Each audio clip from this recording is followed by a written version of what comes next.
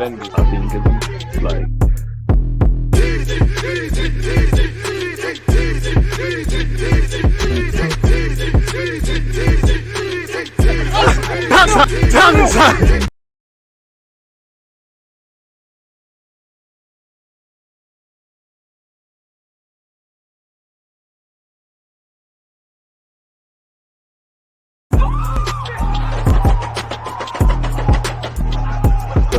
He always is that Active and defenders. I think it's like.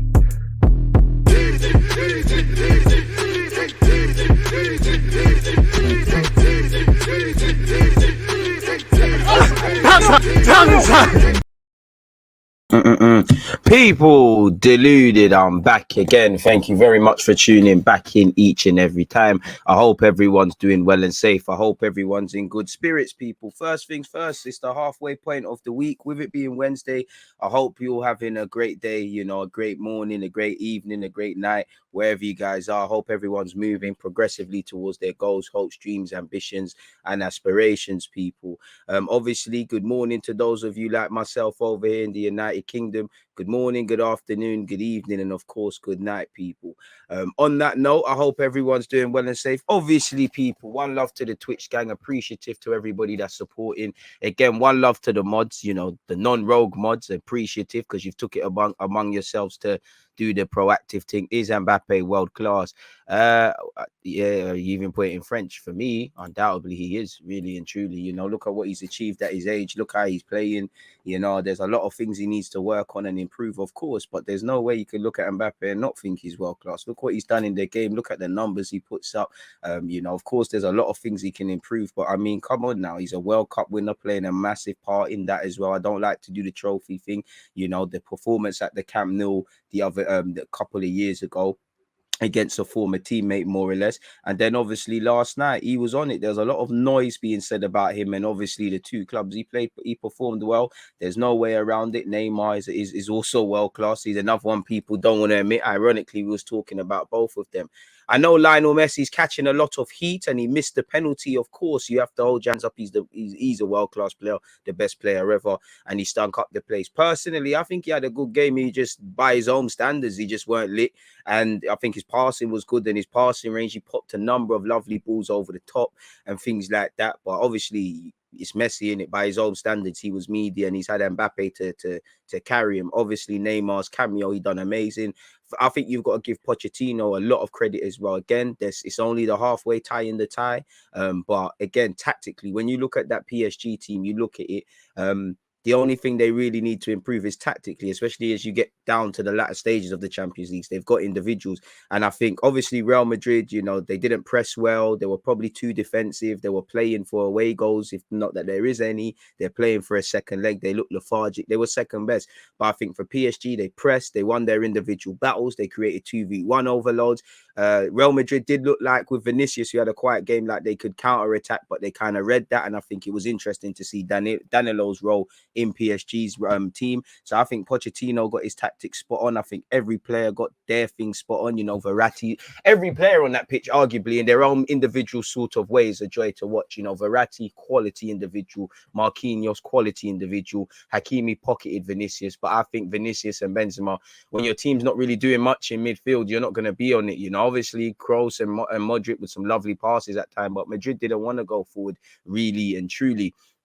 And Real Madrid's tie is made 10 times harder now because at the Bernabeu, it's going to be a completely different game. It's going to be a hostile game, etc., etc. But you're going to have no Mendy on the at left back, and you're going to have no Casemiro now. They have got Valverde and all of these things. They can bring them in. I don't know how Messi missed that penalty once again. As I said, Neymar's cameo was clutch. Marquinhos a boss. And Mbappe world class, without a doubt. King clutch, really and truly. You know, really, if you're on it, you know, the best player in the world has to be Mbappe, Neymar, or probably Salah at this moment in time. Of course, as long as Messi and Ronaldo are kicking the ball, it is what it is. But Ronaldo, I know he played well yesterday. That is taking him 6 goals to bag. Messi's been stinking up the place at PSG. Arguably are the best players in the world doing best ever player stuff right now. I don't know, but it was a good game. Di Maria probably should have bagged. You know, if I'm PSG, the late goal is a terrific bit of skill from Mbappe, but there was chances, you know, Neymar's acute angle, Messi's penalty, Di Maria early on in the first half. You was quite thinking, you know, when is it going to be their day? And for me, if I was PSG, looking back, I would be looking back. If we were to go out at that period, people, you know the thing, come on. I would have looked back at that first half an hour or that first leg as to where it went wrong, because really there should be daylight between the two teams. Madrid can really count themselves fortunate. Yeah, they huffed and puffed and had chances of their own, but they didn't do much. You know, Carvajal, Defo, right now as we speak, Defo feeling his hamstrings. I think a lot of them, it just looks like Madrid need new blood, really and truly. Like, they need that medium in that they've obviously got some young players in and around the team. They've got players that are past the hill. They probably need them mid-20 range players and whatnot. You know, I know all the talk is about Mbappe, but I think Real Madrid could do with tapping up Verratti and tapping up Thingy and tapping up my man as well, Marquinhos, because I think, you know, Van Dijk, Thiago Silva, Brazil biased, you know, these are the best playing centre halves probably in the world at the moment in time. I think Marquinhos is up there, Brazilian biased included, man. As I said, Mbappe quality. Carlo held him as the best player in the world, probably brown nosing him, obviously, to call him, you know, because he's probably going to join there. I think Mbappe did well. Obviously, he was public enemy number one at the Euros. He's now being labelled as arrogant. If he didn't play well, people would say he was bothered. So naturally, there's going to be that added sort of motivation and all of that sort of thing, people. Morning, DJ. I was thinking last night, we're out here begging for Basuma and Neves, but what we really need is someone similar to Verratti, tempo setter, expert midfield general. You need it.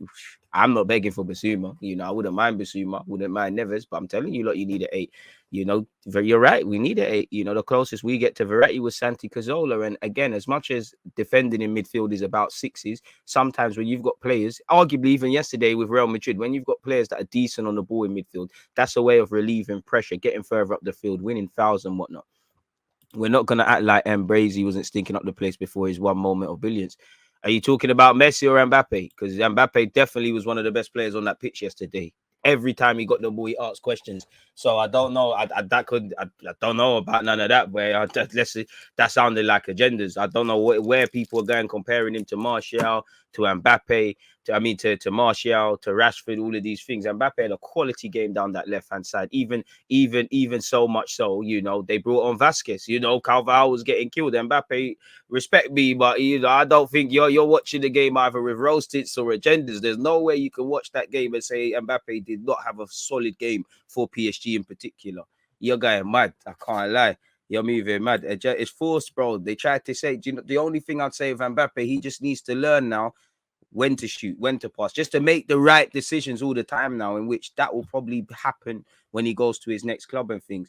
You know, there were a couple of times his decision making was wrong, but we can't act like Mbappe wasn't quality yesterday. What I respect everyone's opinions, but I can't respect that. Mbappe was quality yesterday. And man, mad Neymar was amazing in his 15-minute cameo, 15-20-minute as well. Back heel assist. Obviously, could have had a goal, driving and whatnot. Again, and what I liked from PSG was the attitude, man. The attitude was there. I know they always talk about their players don't want to do the hard graphs, and they all worked, you know, and they played some fantastic football at times. I know Messi didn't score the penalty, and that's all that matters, but some lovely passes, man. Mbappe, man, was running into alleys and trying to lick off shots at any moment. It worked, didn't it? And it was a dangerous one. And I think you're quite wrong, because he linked up with Mendes down that left-hand side. Another one, he had a good game. That left-hand side was dangerous. Of course, naturally, you're going to run into blind alleys. The agendas are going to be wrong. But how many times did he get his head up to dangerous effect and twist up Carvajal? There's no way you can say he weren't stinking up the place. If you was to look at all that 11 PSG players, there's no way Mbappe, Verratti, are not nearer the top end of out of 10. They're defo played to 9s and etc. You're defo agendaing, man. I respect your opinion, B. I can't respect your talking nonsense. I can't like your trade shit. Anyways, Mbappe insists, I've not decided my future after the PSG star scored stunning solo goal to earn Champions League win over Real Madrid ahead of potential move to the Spanish Giants. Let's go all the way down, people. You know, and obviously if anything's going to tip him to stay at PSG, it might be a Champions League win, really. Speaking to, I guess, a Spanish publication, I've not decided my future. I play for Paris Saint-Germain, one of the biggest clubs in the world. This game to influence my future? No, I've not decided. I give my best, and then we see what happens. Donnarumma, man said, Kylian Mbappe, mamma mia, he's an alien. He's incredible. Guys, it's a show with Kylian on and off the pitch.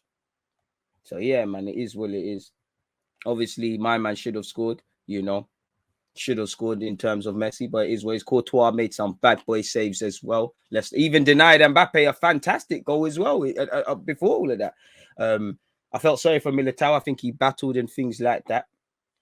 I said I would give it my all. I had to show with my actions. I did it the first time. We'll have to show it at the second time at the Bernabeu. And it's going to be a different game at the Bernabeu. How do we approach the return? We have to win. First of all, for us to be competitors, go in there to say we have a result is not worthy of a club like PSG. We'll have to analyze the match.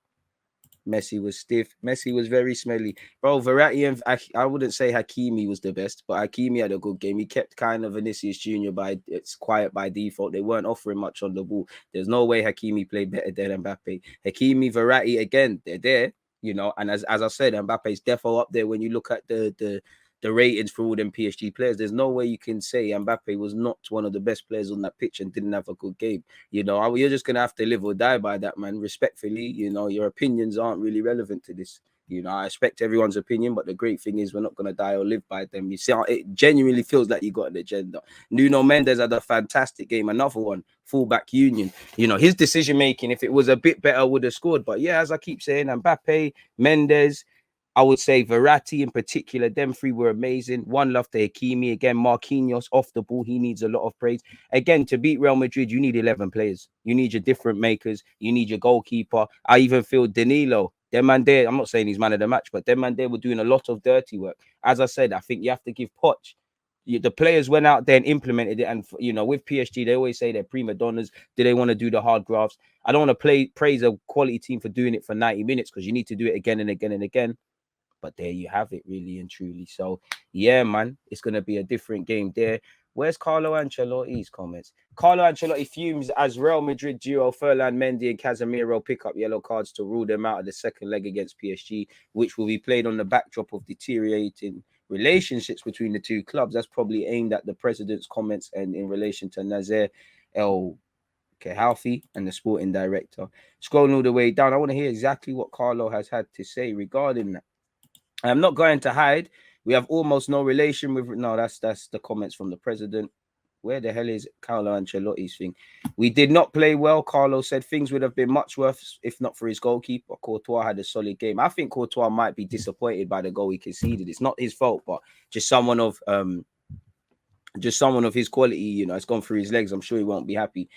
He said, I've studied him a lot, both his kicks at Barcelona and PSG. This is in relation to Courtois, saving the pen. I was playing with him a bit with my movement on the line, and the save helps us for the second leg, which is true. And then, you know, Carlo Ancelotti's gone further and said, Mbappe is the best player in Europe right now. Boy. And apparently Mbappe was cheered. I'm trying to find more of Carlo's comments, people. Well, Carlo actually said, the best in Europe today, unstoppable. We tried to control him, double up on him, but he always invents something. But the way he was just running that, man, consistently scaring, man. Poch said he's one of the best. There's no doubt. It's hard to find words to say how good he is. I think he can keep going. I mean, if Carlo's saying he's the best in the world, it's there, innit? Tony Kroos, said we didn't press very well, so we had to defend a lot. I think PSG deserved the win. And one has to wonder, has Madrid necessarily got the legs to press? I did feel one thing, because dominating the game, PSG were all on top of them. I did feel at times, obviously, when you La Liga to France is different. I feel Real Madrid, there's times where they play lesser sides in La Liga and they make them work really hard to win. The same's obviously said at PSG, but 9 times out of 10, playing in the French league, dominating a lot of possession, you don't have to kill the game. And that was obviously my how do I make it make sense? That was my sort of concern for PSG. It's like they were dominating, winning their 1v1s, had 11 men, 10 shirts basically in the half of Madrid's. But are they correlating that to winning? Are they going to be ruthless? And obviously they dominated, but there's no daylight between the two teams. There's still a window of chance, and Real Madrid at the Bernabeu is a different entity. Obviously, the one thing that probably took the gloss off Kylian Mbappe in this game was obviously Manchester City. You see them run riot. What was it, 4-5? I can't even remember the scoreline, but you know, Bernardo Silva scored an absolute peach of a goal and got a couple on his name. Raheem Sterling also done a madness, Foden on the score sheet. You know, they absolutely savage Sporting. You know, there was no romance. And again, miracles can happen in football, but it looks like City can prepare for the second leg as well. So, yeah, that's an interesting one. Today, people, make sure you set your reminders. It's Inter Milan against Liverpool. Klopp has described Inter Milan as the best team in Italy, and it's going to be a dangerous and tough game for Liverpool. Obviously, Salah returns to Italy where he's played prior at Roma and Fiorentina. That's due to be an interesting game. I'm going to be live for that at 7:30 on Twitch, so literally set your reminders, people. So it should be interesting. Someone else is defo playing today as well. I could be wrong, but something's telling me it's the Karim Adeyemi derby and it's Salzburg against Bayern Munich. Yeah, Salzburg against Bayern Munich today, along with Inter Milan, Liverpool, and I'm sure Liverpool for the last few years will be fighting for everything. Have been fighting for everything, but I'm sure with it looking like the leagues are not a myth, but looking like a bit of a myth. Do you begin to prioritize the Champions League? I know Trent Alexander-Arnold's been talking kind of not bossy, but kind of mad. It's crazy, man. Bro, Sterling's a madman. He's on a madness. You know, he's an absolute madness. Danilo did very well. Obviously, he's not going to get the glamour because that's not his role. Verratti is such a baller. Would have loved to have seen Iniesta and Verratti in the same team. I would have loved to have seen, respectfully to PSG, you know, Verratti at Barcelona or Madrid, really. And that might be the one regret. Man, don't rate pace and power ballers. That's all agree to disagree. You can agree to disagree, but just because you don't rate their skill set doesn't mean you can't praise or critique fairly. You're looking through tints. You know, I don't necessarily rate a lot of players, but if they've played well, they've played well. You know, and there's no way you can look at Kylian Mbappe and say it's just pace and power. You know, there's prestige, there's skill, there's playing with his head up, there's playing in tight spaces. But like you said, agree to disagree. You know, it is what it is. Opinions are like arseholes. We all have them. Told you, DG, that City Sporting game was going to be a Liverpool Porto scoreline. You did. I hope you betted on it. I really do. I hope you made some peas on that. So, yeah, obviously, Inter Milan are playing Liverpool, and Trent Alexander-Arnold has had something to say, really, and I think it's quite cheeky because on one hand, you know, you could say City haven't won the Champions League, and that's true, you know. But to sit there and act like Liverpool are winning trophies every year and whatnot, and Liverpool and City could turn around and say you've got one Premier League in 30 years. So I think I don't think he was making a dig, but it is what it is. I'm not making any digs, but Trent Alexander-Arnold picks out Manchester City's failure to win Champions League as a sign of Liverpool's strength, but says the Reds must now win a trophy every season. I mean, Chelsea could probably add to that as well. You know, they didn't get to play Spurs in the final. I'm sure maybe City would have won it then. Trent Alexander-Arnold says Man City's European failure shows Liverpool's class. How many times have this current crop of players won it, though? You know, you've got to 2 finals. I'm not belittling Liverpool because I can't as an Arsenal fan. And Liverpool, what they're doing is crazy. But I'm just trying to understand the logic, really. Despite their domestic dominance, Manchester City have struggled in European games, of course, for a variety of reasons. Liverpool, as you know, made the final in 2019 and won. And the Premier League in 2020, well, it's not the same year, is it? City were beaten in the Champions League last year, but scrolling all the way down. Trent Alexander-Arnold considered the question for a moment before choosing his words. His aim was to give an answer, but what he actually provided was a statement of intent. Scrolling all the way down. Show me what he actually just said, man.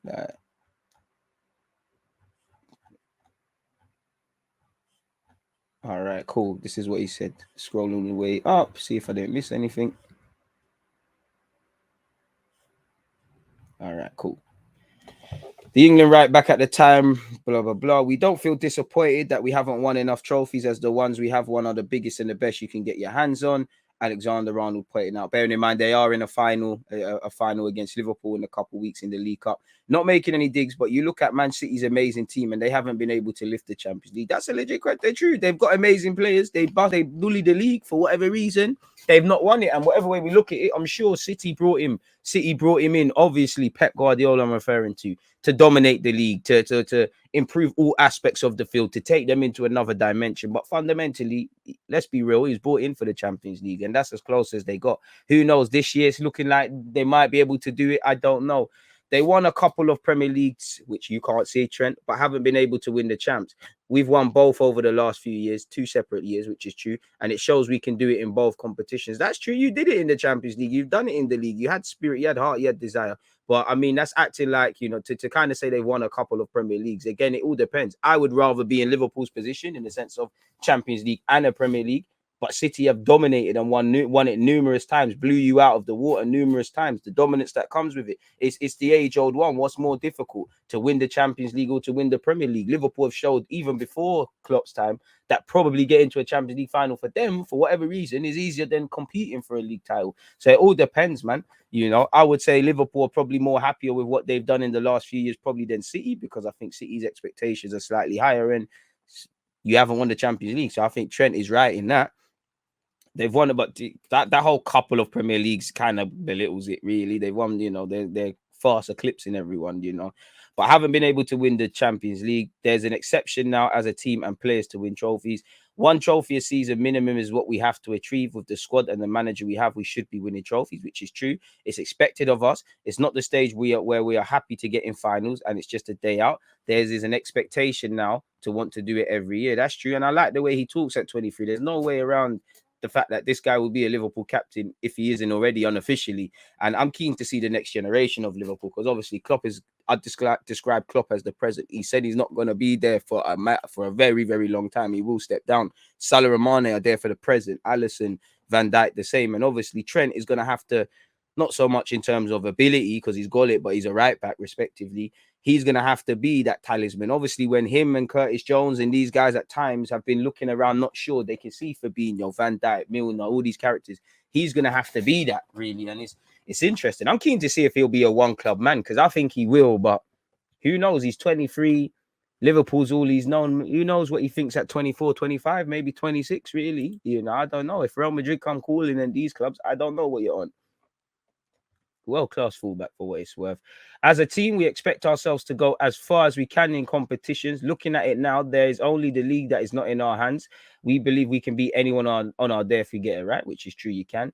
With the other three competitions, we believe we are able to win them. Cup competitions are always wide open. You see upsets all the time and shocks. I wouldn't say anyone is a favourite for the Champions League. Fair play. Domestic leagues are a bit different. When you look at the squad depth and they are clear favourites. Cup competitions are a different ball game. Every competition we are in, we feel we can win, especially the Champions League. We have improved as a team, learned how to win and adjust.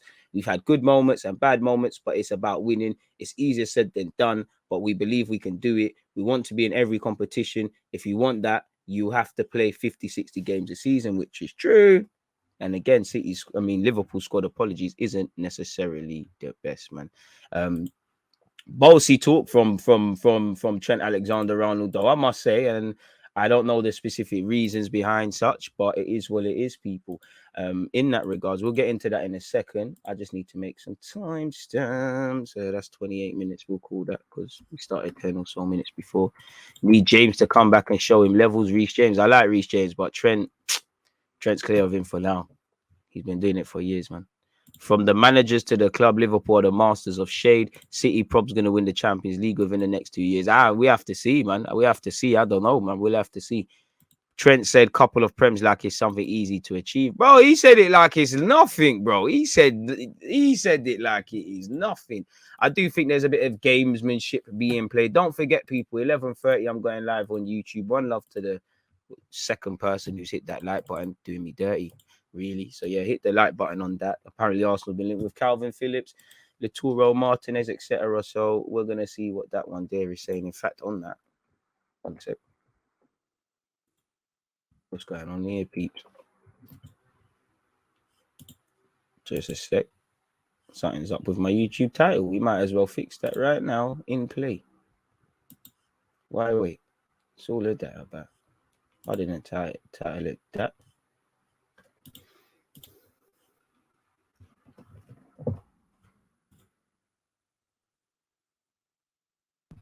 Okay, there we have it. That's calm, people. But yeah, getting into other news, Pep Guardiola also said as well, people, on Bernardo Silva. Bernardo doesn't just play football; he understands football. There are players that play good with the ball, but he understands every action like few in the world.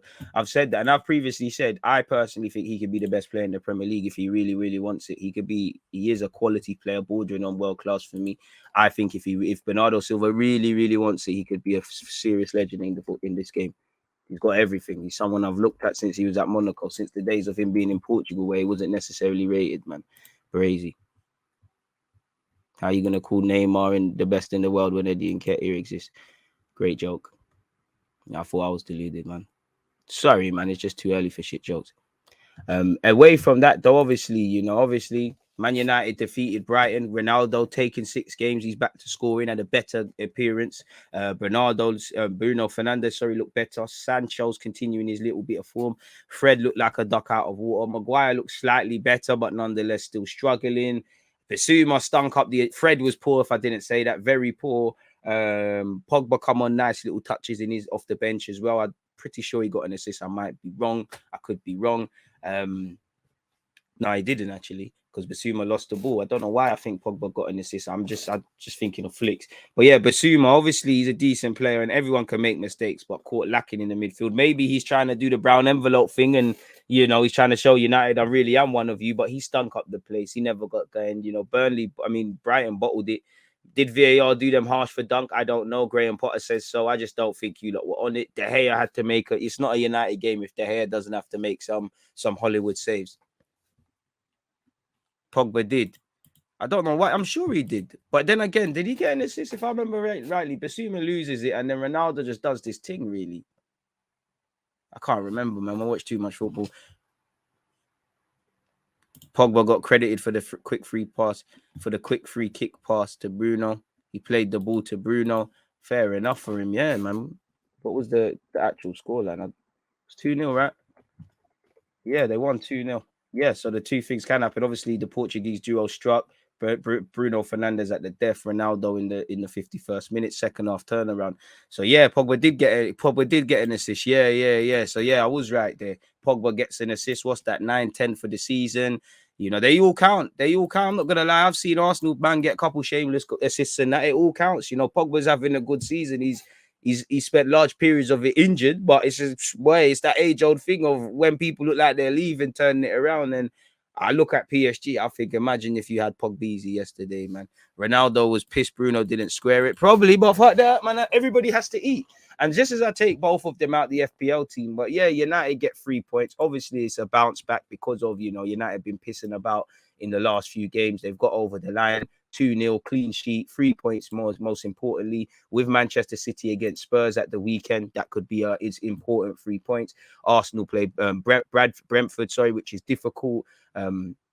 And whatnot. And then obviously United got Leeds away and I backed them to beat Leeds, but that's a tough game in itself. And this is what I mean by you can't always look at the narratives. For all the narratives about when Arsenal were doing poor, when Spurs are doing poor and currently Spurs and United, well, nobody's moved away from anyone.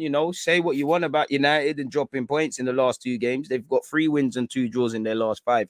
When you micromanage this thing and look at it on a micro, of course, the devil's in the details. But what is it being said? They've got the same amount of games played as West Ham. They're 4th. Whoever is 4th at the time, you have to be favourites. There's a lot of games left, but they're 2 points clear of the Hammers, who got Newcastle. United got Leeds, obviously City and Spurs. Wolves have Leicester, depending on what happens there. Arsenal got 3 games in hand on United, but as we've seen with United, with Spurs, games in hand need to correlate to actual points on the board.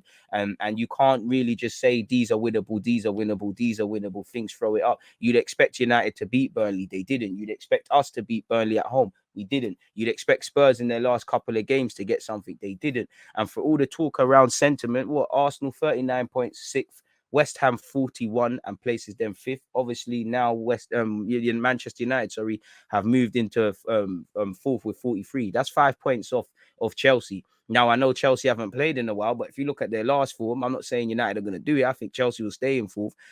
But Chelsea are not amazing. In their last 5 games, they've only got 1 win. And maybe the Club World Cup for Chelsea came at the right time, gas up the man, them, come back, rejuvenized. But 3rd could be cut, United. What do you say about things? Because, if United win their next game, Chelsea lose, again, it puts more pressure potentially on that 3rd.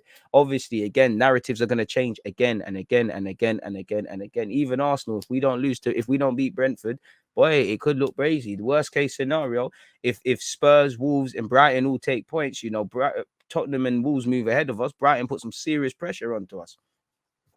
So again, the narratives, the sentiment's going to change, but there's a lot of football to be played. So again, a week's a long time in football, really and truly.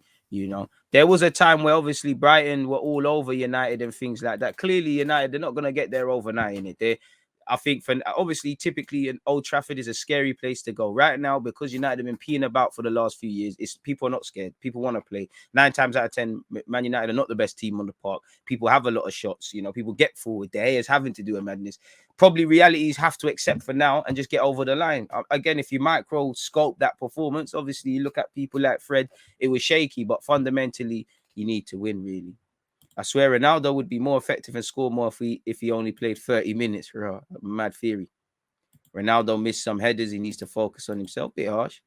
Another shameless smash and grab performance at home from us. True. And on one hand, you can't, you know, the performance at times has to correlate to the result, or at some point there'll be that sort of thing. And I think that happened with Spurs. Spurs fans, even my brethren, I told him, you know, I'm not even trying to be doing this sour Arsenal hating thing, but every time you lot are winning, you're doing what we used to do and still do at times on our unbeaten run. You're just slugging through matches. It's not sustainable. Lo and behold, when he was vexed that they've dropped points in their last few games, I said to the guy, boy, you should have lost that Leicester away. You should have really lost Southampton away. There's been a couple of slug matches from Spurs. So again, under Emre, under Arteta, there was times we were doing rubbish and getting results. Don't get twisted, isolated. Sometimes that happens in the league. But when it's more often than not, it paints a picture. But again, it's only when the sentiment changes, people want to hear these things. But big 3 points for Man United nonetheless.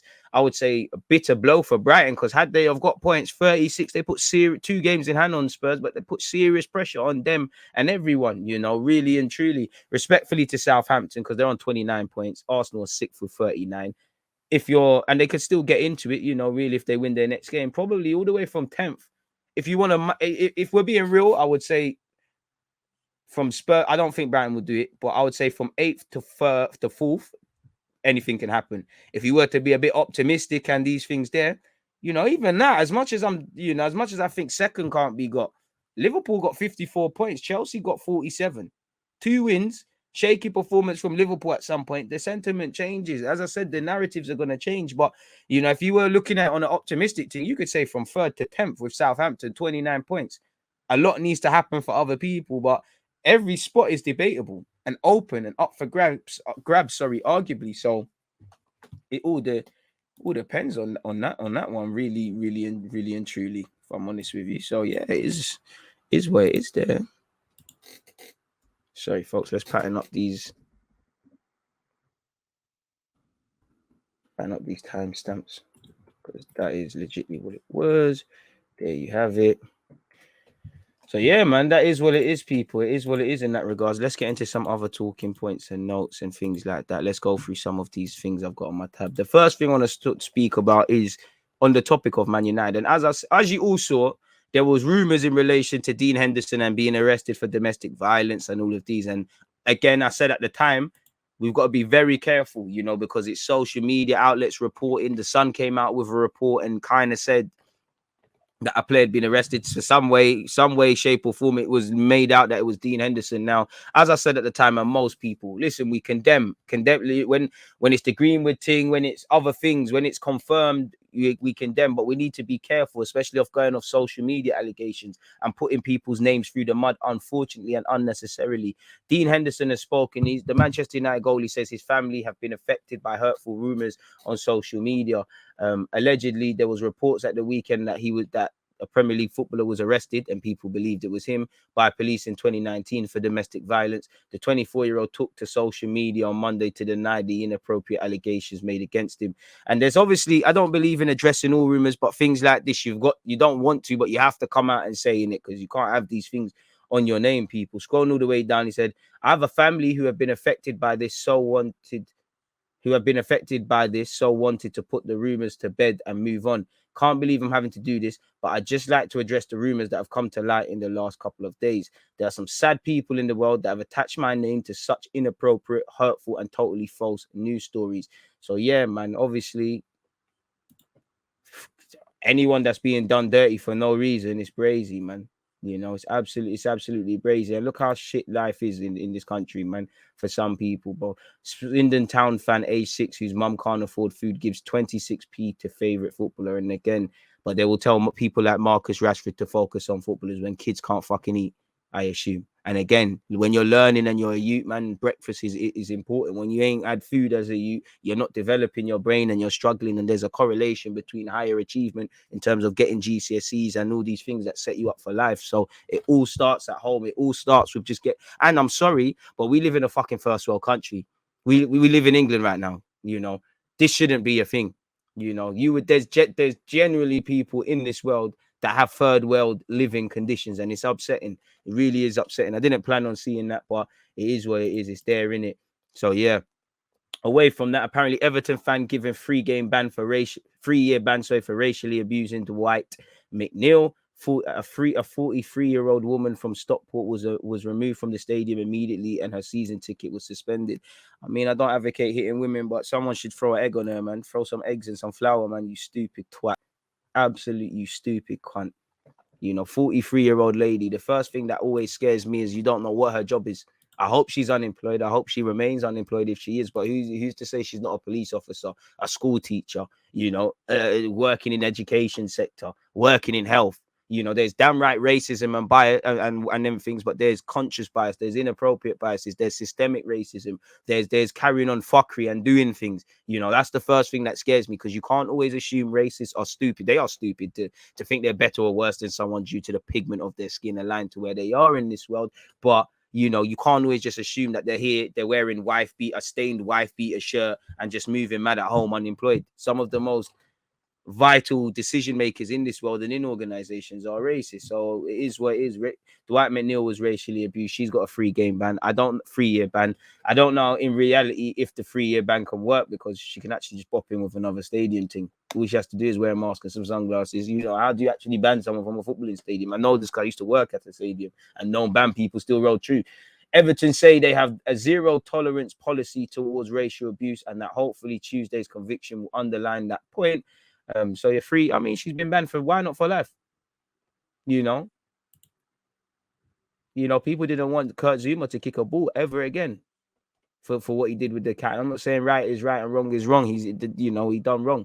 But why a 3-year ban? Why racism is a thing that, it's a thing of the past and all of this sort of stuff. So yeah, fuck you, lady. But moving away from that, as I said, don't forget, people, I'm live at 11:30 as well on YouTube. That good old YouTube there. Let's see what Sergio Aguero has been saying, people. Don't know why I've got 2 tabs open, but nonetheless, it is what it is in that regard. Let's see what's been said here. Aguero feels like his heart doesn't work properly, bro. And he's sprinting leaves him out of breath. And again, as much as this is hurtful to say, but it's better you find out now in your 30s than when you're 60 or whatever, in it, really and truly. Scrolling all the way down. What has he said, people? If I try to play football tennis now, I run out of breath when I want to sprint. I just feel like my heart doesn't work properly. Crazy. The first 15 days, I had a terrible time. When it happened, I thought it was nothing and that I was going to be fine. But when I arrived in the hospital and they left me in a small room alone with a lot of monitors around me, I realized something was bad. And after 2 days hospitalized, I started to become nervous. That's upsetting, man. Allegedly, the FA wants to become the home of a new regulator for the national game and believes it can offer a complete solution to government as it seeks to protect clubs and fans from reckless financial decisions. I don't agree with this. I think any new governing body should remain non-partial. There's already a conflict of interest from the Footballing Association, and they've shown themselves incompetent among many aspects internally and when they've tried to get involved in external things. But it is what it is. The FA wants to be the home of a new independent regulator for football, which could oversee the sharing of wealth and financial management of clubs within sport. The government is keen to introduce a new regulator for the national game, following repeated bids from the most powerful clubs to break away and financial mismanagement of teams throughout the footballing pyramid. There was a fan-led review by Conservative MP. That's where I turn off. Apparently, Chairman Debbie Hewitt has written to members of the FA Council telling them that financial regulation in football is not working as it should and change is required. Is it working within the very same FA? Because I think when you look at football clubs, at football associations, at leagues, it's just fat cats winning the game. None of you lot care. You don't care about regulation. You care about control. You do not care about the integrity of this game. Start in-house. Is FA's practices the best? No, it's fucking shit like everything else. Football mirrors society, just like the government. Any credible source in this country does not work. I don't even want to read the rest, people, man. I haven't got much time for the FA, man. So I'm not gonna read the rest. But yeah, the FA want to put a new regulator in place. New football regulator. On Hart. Else did we have? Dean Henderson speaks out. So yeah, man, it is what it is in that regards, folks. There we have that. Yeah, that's Champions League. And that's Footy Talk. Timestamps done well. So we saying I'm not racist. I'm not racist. I like Damari Gray. I'm not racist. I go to the Caribbean shop every Friday and I get jerk chicken and rice. Like, man. Crazy. Big up yourself, Josh. Absolute silliness. It's funny, man. It's scary out here. It takes a rumor to tarnish your name. It really is, man. It really is. Especially when, again, when people won't wait for facts. People just like to run with narratives and things like that. So yeah, man, it's nice to. Well, I hope that, because I don't know, there's many twists and turns in life, but it's nice to see that no allegations were brought against Dean Henderson and he's able to clear his name. Man, again, it's quite hard. It's quite hurtful, really and truly. Whoever it is, crazy. We all know, again, footballers are doing mad things. People are doing mad things, anyways, in this life, which is crazy. What else is going on? Should we look at some transfer news, if there is any? I want to turn my pain into a purpose. No, them thing there. Why for that? Looking at transfer news, people, Cristiano Ronaldo is attracting the interest of PSG, Bayern Munich, and Roma as he weighs up whether to leave Old Trafford this summer. Not quite sure if Roma have the finances behind that. Bayern Munich probably do. They probably won't do that. PSG, again, with Mbappe's future subject to speculation, it could be something. And who wouldn't want to see Messi and Ronaldo as teammates for once? Maybe, maybe been robbed of it 10 years or 5 years too late, but it is what it is. Manchester City have offered 5.5 plus bonuses and add-ons for Atletico Mineiro winger Salvio. The 17-year-old is also being looked at by Arsenal. We'll recover that at 11:30. West Ham are planning summer talks with English forward Gerard Bowen over a new deal to fend off interest from Liverpool. Bayern Munich and Borussia Dortmund are the latest clubs keeping tabs on Chelsea's Albania forward Armando Borja, who's currently on loan at Southampton. Aston Villa are willing to spend 50 million on Basuma. I mean, 50 million on Basuma, we've contracted until 2023. Fair enough. Obviously, we're going to speak about 11:30, but Man United, Liverpool, Chelsea, Arsenal, Newcastle all looking at Calvin Phillips. Chelsea are focused on signing Jules Okonde after being told that PSG will not sell Marquinhos. Telemans has been urged to snub moves to Liverpool and Manchester United in favour of Chelsea by former United and Brazil midfielder Kim Burson. Many of you won't remember him, and if you, the ones that do, you remember him for being shit. Liverpool are in talks with former England midfielder James Milner over a 1-year extension. Gerrard is also interested in bringing Milner to Villa Park or back to Villa Park, which would be good. And there's rumours of Suarez, so get the boys back together. Jose Mourinho is keen to take Højbjerg to Roma, and obviously they worked with each other previously. Leicester and Southampton are in the hunt to sign France midfielder and Bristol City's Han Noah Masuengo, former Monaco lad. West Ham are in talks with Mark Noble about the English midfielder taking up a football executive role at the end of the season. That's nice, Obviously, it's Mark Noble who's been a loyal serviceman, but that's nice, the privilege in that, already, man, executive at 34 already. Fair enough. I'm sure he's got his own ideas. It is what it is. Mark, apparently, he's got his own ideas. I think Mark has other ideas. This is David Moyes. Maybe a role as a sporting director or technical director rather than on a footballing stand. That's good. But it's nice, though. Not everyone can do things like that. And it's not necessarily a case of hating the players, hating the game. Aston Villa are willing to listen to offers for Bertrand Traore in the summer. Pep Guardiola is considering offering Fernandinho a place on his coaching staff for next season. Again, the privilege of being a footballer. Iniesta would welcome returning to Barcelona as a player if the opportunity were to arise. I mean, Dani Alves is there, so anything can happen, surely. Let's go on goal.com and see some of the other rumours. In February, looking at rumours, eh? Let's see what else is there. Tottenham will not move for Bale this summer. Obviously, there was previous reports that Spurs could bring Bale back for a third spell. Obviously, the 32-year-old's contract is ending at Real Madrid. Boltman and Carlos still keen on Newcastle. Apparently, they're both still interested in moving to Newcastle despite their January transfers falling through, provided Newcastle, which I think they will stay in the league, I guess. What else is going on? Barca and Dortmund vying for Mizawi. The free transfer of the Ajax man is soon landing. Arsenal are interested in Rafael once again. We spoke about that yesterday. What's going on? Juan Mata is set to leave Manchester United as a free agent at the end of the season. Bit boring over there from Goal.com. Not the most exciting of rumours.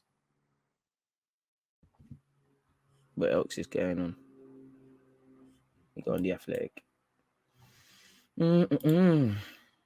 What's the Athletic got? What have you got for us? We already spoke about that. Apparently, Mason Mount is expected to miss at least 2 weeks with an ankle injury. He's battling to be fit for the Cat Yarabel Cup final. De Gea has called on United to kill the game in the future after beating Brighton. Apparently, Tottenham to go on first overseas tour since pandemic with pre-season trip to South Korea, which is good in terms of engagement. You've got Son, who's worshipped as a god, really, respectfully, in the Asian region, as well as his home in South Korea. So there's obviously, poster boy. It makes sense. It makes sense. So yeah, man, that seems to be that in terms of transfer news and all of that sort of stuff, people. Transfer news. Let's pattern up the timestamps. Here we have it. What else are you lot saying? Spurs turning on Højbjerg anyways. Roma is brazy. Nah, don't. This is absolutely brazy. Don't forget, people, 11:30 settings. 11:30 settings, we go live once again. That will be more of an Arsenal one over on YouTube. And that, again, 7:30, live on Twitch, Inter Milan versus Liverpool. Make sure you're there, folks. When your midfield consists of McTominay, Fred, and Bruno, don't expect to keep the ball. It's silly, innit? Imbalanced. It's quite a mockery, I'm not someone who's harps on about names, but the profile of that is quite terrible, really. Don't know why my Twitch started echoing. Let me scroll the way up. What else are you lot saying? Short term, in relation to Arsenal, short term L, long term gain. United are low key laughing that they are getting him in the summer. Probably. Quite disrespectful for Pep to end the tie away in the first leg. Humility is free. The thing I like about Liverpool and City, there's no rematch. There's no romance behind it. They kill teams a different way. City are more on torturing and killing you slowly. Liverpool is just like you're just getting mauled to death like by lions. It's just bare people onto you and stuff, but they kill games 9 times out of 10. Jose needs to make up their mind. I think Roma needs to make up their mind whether they want Xhaka or Højbjerg. Maybe gets both. I hope so. You saw rumors they got 100 million to spend in the summer. I'm not sure. DG, can we discuss the span of these Premier League defenders? Bad first touches, making mistakes under minimal pressure. It's nuts. Again, the level of defending, like the level of goal scoring, we're in a problem. There's a lack of quality defenders. And when I say quality, I mean all round. And the same goes for strikers, because everything's just a midfield battle nowadays. There's a striker you can get away with. I know the game progresses and you've got to do more, but you could get away with being shit. But people could say you drop deep, heat maps, all these sort of things, defensive forwards and that. As a centre half, you could be meaty, but if you play one lovely pass, everybody loves you. It's meaty. Inter versus Liverpool score predictions, DG. Woof. 2-1 Liverpool. I hope that's not the case, but 2-1 Liverpool, without a doubt. For extra live streams and videos, subscribe to me on YouTube 100%. Shout out to the Nightbot. Good assist there, mate. Appreciative to that one. So, yeah, man, it's due to be interesting. Obviously, Thursday, we've got Europa League. Don't forget, people, Actually, on Twitch, Napoli versus Barcelona. I'll be doing a watch-along for such. What else have we got going on? No, this is all for 11:30. Yeah, right. Can I be back at the carpet? Yeah, right, mate. Arsenal linked with Sergio Roberto.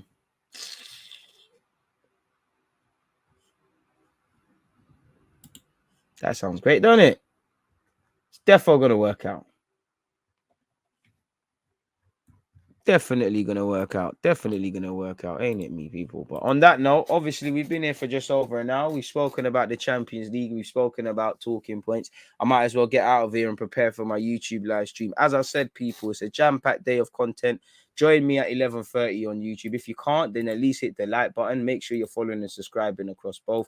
I'll be back at 7. I'll be back at 7:30, people, where obviously it's Inter Milan, Liverpool. That is on Twitch. And don't forget to set your reminders for such. Check out the schedules. The same is to be said for Napoli versus Barcelona, which I think will be live from around 4-ish, 4:30-ish. Pardon me. Only because I need to get coffee. Pardon me. This way you can see. Only because I think kickoff's at 5:45. But on that note, it's been a great start to the morning. I hope everyone's doing well and safe wherever you guys are. It's the halfway point in the week. So I hope you're moving that much closer to your goals, hopes, dreams, ambitions, and aspirations. I'll catch you lot in a piece, people. Follow the like, hit the like button on the YouTube thing. Make sure you're following on Twitch. On that note, peace. There's always that active and defending. I think it's like